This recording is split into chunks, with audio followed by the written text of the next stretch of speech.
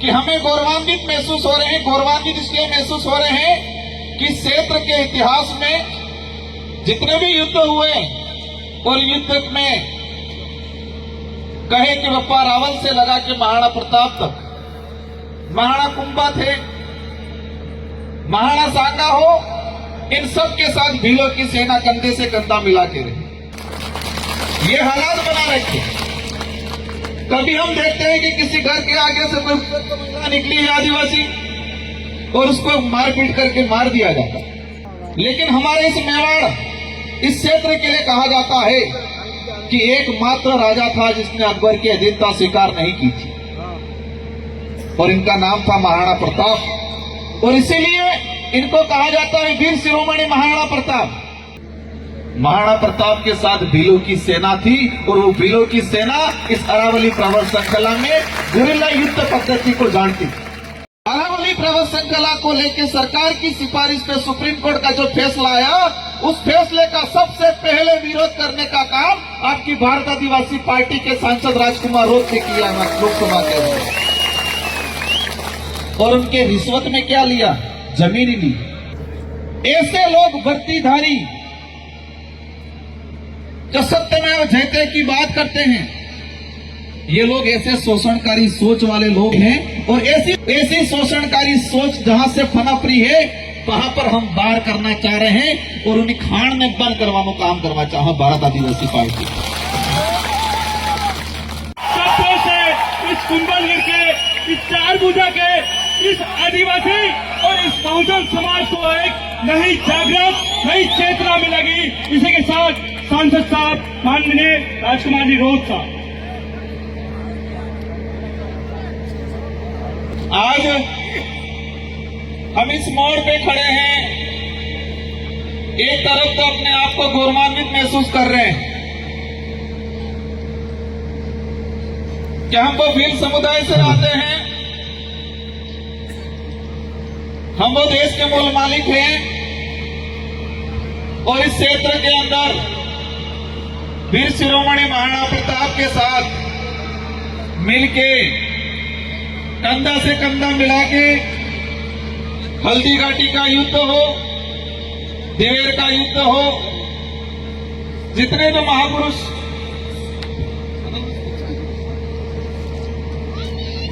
मैं जो मेरी बात कहना चाह रहा था कि हम एक तरफ गौरवान्वित महसूस कर रहे हैं। गौरवान्वित इस बात के लिए महसूस कर रहे हैं कि इस अरावली पर्वत श्रृंखला के अंदर बप्पा रावल से लगा के 800 ईस्वी से लेके 1600-1700 ईस्वी तक जो काल रहा, उस काल के दौरान जितने भी जो युद्ध हुए, उन युद्ध में भारी संख्या में हमारे पुरखों की सेना हुआ करती थी और कई बलिदान दिए, कई युद्ध जीते और उस बात के लिए हम गौरवान्वित महसूस करते हैं। दूसरी ओर आज हमें पीड़ा है, आज हमें दुख है, तकलीफ है और इन दुख और तकलीफ के साथ गुस्सा भी है।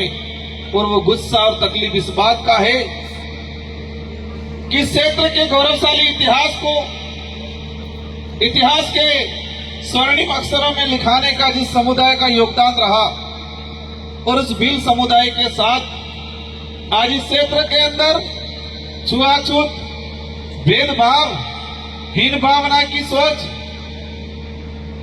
शोषण की नीति, एट्रोसिटी, हमारी बहन बेटियों के साथ गलत दुर्व्यवहार और हमारे जल जंगल जमीन को हड़पने का जो षड्यंत्र किया जा रहा है।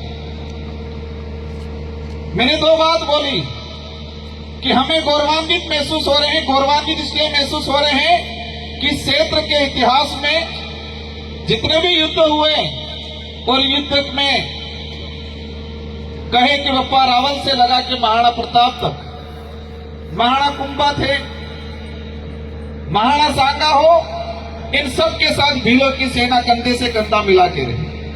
उस बात पे गौरव है, हमें गर्व है लेकिन तकलीफ इस बात की है कि आज आजाद भारत में उस समुदाय के साथ हीन भावना की दृष्टि से देखा गया।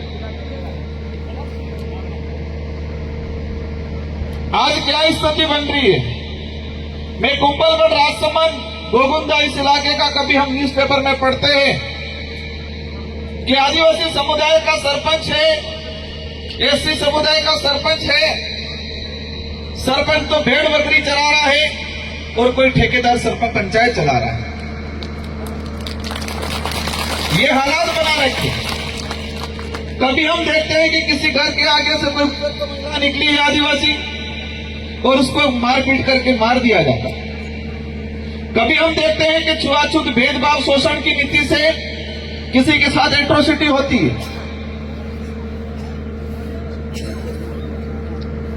मैं उन लोगों के लिए कहना चाहूंगा कि आप जिस इतिहास पे गर्व महसूस करते हो, उस इतिहास को स्वर्णिम अक्षरों में लिखाने का काम इसी समुदाय ने किया है।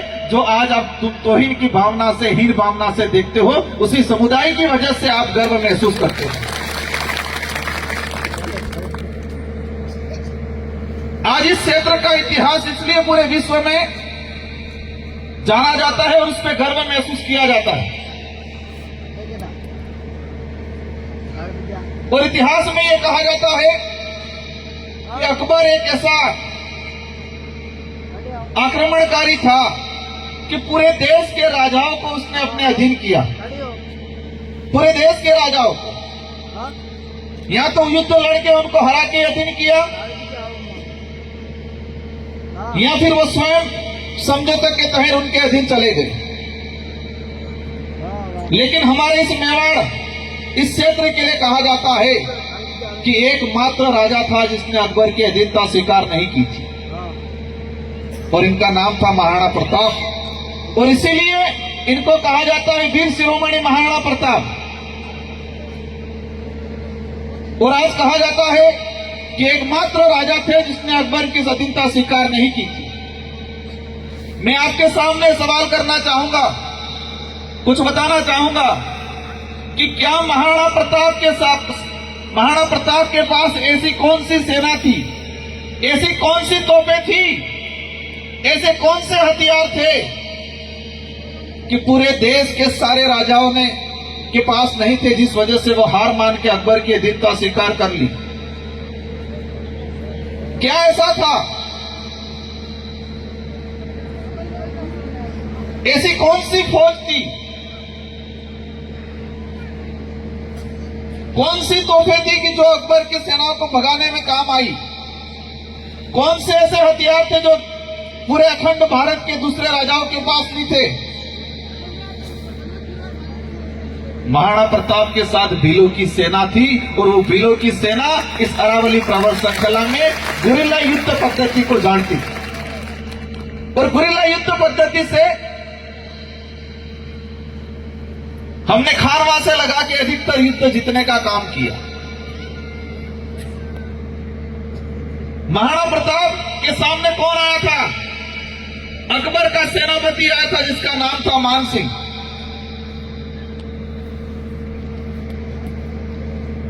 महाराणा प्रताप के दो भाई थे, शक्ति सिंह और जगमाल। महाराणा प्रताप के सगे भाई थे शक्ति सिंह और जगमाल। वो स्वयं अकबर के लिए मान सिंह से जाके मिल गए थे।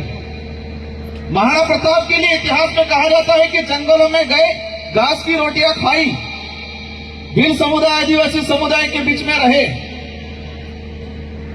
वो घास की रोटियां क्या थी?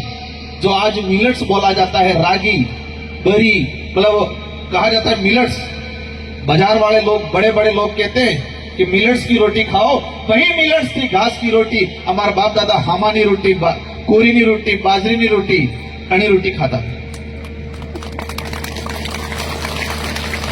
हम इतिहास के पन्नों में पढ़ते हैं, वीर विनोद में पढ़ते हैं कि महाराणा प्रताप जब जंगलों में या युद्ध की तैयारी के लिए या कहीं जाते थे, प्रवाह करते थे, ठहरते थे, तो इनके 4 प्रहर हुआ करते थे। 4 प्रहर मतलब चारों दिशा में उनके सैनिक पहरेदारी करते थे कि कोई दुश्मन आ तो नहीं रहा है।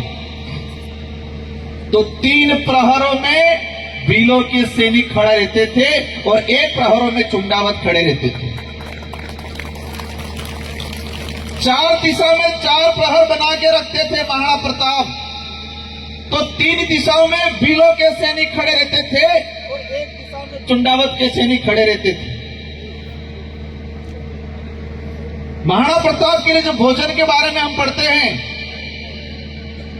अगर कोई भील समुदाय का व्यक्ति भोजन बना के अगर सीधा लेके जाएगा तो वो किसी उनके जो जांच करने वाले रहते थे, कोई जहर तो नहीं मिलाया, अगर भील समुदाय का व्यक्ति लेके आया है तो वो जांच नहीं कराते थे। और आज ऐसे संगठन जो महाराणा प्रताप की जयकारे लगाते हैं, हमें भी गर्व है महाराणा प्रताप पे, लेकिन आप महाराणा प्रताप की जयकारे लगा के भीलों के लोगों पे अत्याचार करते हो तो मेरी नजर में वो नहीं हो सकते, मेरी नजर में उनके तुम सम्मानजनक नहीं हो। और इसीलिए मेवाड़ का जो राज चिन्ह है, एक तरफ भीलों का सैनिक, एक तरफ राजपूत सैनिक खड़ा है। और आज क्या हो रहा है, महाराणा प्रताप के साथ उनके भाई शक्ति सिंह और जगमाल नहीं थे, उस समय भील आदिवासी खड़ा था उनके। और मैं आज तक का इतिहास उठा के देख लो कि सेना अधिकतर किस लिए भर्ती होती है, तनखा के लिए। तो मानसिंह की सेना हो या इस अखंड भारत की किसी भी राजा की सेना हो, औरंगजेब की सेना हो, अकबर की सेना हो, अधिकतर सेना तनखा पे आती थी, या किसी छोटे राजा की टुकड़ी आती थी तो वो जागीरदारी मिले यूं करके आती थी। लेकिन महाराणा प्रताप के साथ तनखा वाली सेना नहीं थी, स्वाभिमान वाली सेना थी, और वो अधिकतर भील समुदाय के साथी। क्योंकि तनखा वाली सेना होती तो हम हल्दीघाटी का युद्ध नहीं जीत पाते। स्वाभिमान के लिए लड़े थे, इस भूमि के लिए लड़े थे। और क्या स्थिति बना रखी है, अगर भील समुदाय हो, दलित समुदाय हो, इस क्षेत्र के अंदर रहने वाला कोई भी पिछड़ा समुदाय हो, अगर उनके साथ हीन भावना, उनके साथ शोषण की नीति करने वाला महाराणा प्रताप को सम्मान देने वाला नहीं हो सकता वो व्यक्ति, वो उसके नाम से रोटियां जरूर सेक सकता है। मेरी नजर में वो ऐसे लोग हैं, ऐसे संगठन हैं जो मान सिंह के सोच के लोग हैं, जो शक्ति सिंह और जगमाल की सोच के लोग हैं, ऐसे लोग हो सकते हैं। हम सबका सम्मान करना चाहते हैं और जानते भी हैं और चाहते भी हैं, लेकिन खुद भी सम्मान प्राप्त करना चाहता है भील समुदाय। क्यों नहीं देना चाह रहे हो आप सम्मान इनको? आज इस क्षेत्र के अंदर जमीनें हड़पी जा रही है, लालच में शराब नशे पत्ते में डुबा के।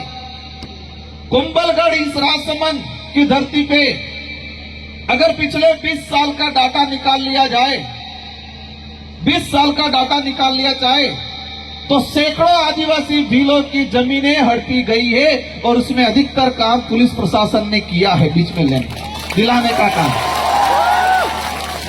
उदयपुर के अंदर देखा है, घटनाक्रम हुआ, हत्या का मुकदमा दर्ज हुआ, फंसाया, क्योंकि वो इसके हकदार थे, उन्होंने गुनाह किया था, उनको होना था, और उनके रिश्वत में क्या लिया, जमीन ली। ऐसे लोग वर्दीधारी जो सत्यमेव जयते की बात करते हैं, ये लोग ऐसे शोषणकारी सोच वाले लोग हैं। और ऐसी शोषणकारी सोच कहां से पनप रही है, ऐसी शोषणकारी सोच जहां से पनप रही है, वहां पर हम वार करना चाह रहे हैं और उन्हें खान में बंद करवाने काम करवा चाह भारत आदिवासी पार्टी। आज ही अरावली पर्वत श्रृंखला, एक बात हमें जाननी पड़ेगी, जितना खानवा से लेके दिवेर तक के युद्ध में भीलों का योगदान रहा, और पूरे अखंड भारत में गुरिल्ला युद्ध फेमस हुआ, और गुरिल्ला युद्ध शायद मेरी जो जानकारी के हिसाब से किसी भी राजा ने कहीं पर भी गुरिल्ला युद्ध नहीं अपनाया। महाराणा प्रताप के वक्त और महाराणा प्रताप से पहले कुंभा के वक्त से गुरिल्ला युद्ध पद्धति अपनाई गई, और उससे पूरे देश के राजाओं ने सीखा बाद में, और आज कई प्रशासन में लोग सीखते गुरिल्ला युद्ध पद्धति क्या थी। तो जितना योगदान भील सैनिकों का रहा, इतना ही योगदान इन अरावली की पहाड़ियों का रहा।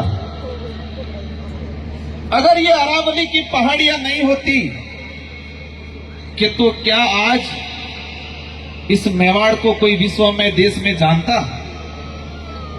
क्यों? क्योंकि अरावली पर्वत श्रृंखला की भौगोलिक परिस्थितियां जो थी, वो मुगल सैनिक और मुगल के जो सेनापति लोग थे, वो इस भौगोलिक परिस्थितियों को नहीं समझ पाए, और इसीलिए वो जाल में फंसते गए और गुरिल्ला युद्ध के शिकार होते गए। गोहिल वंश, बप्पा रावल से अगर हम बात करें,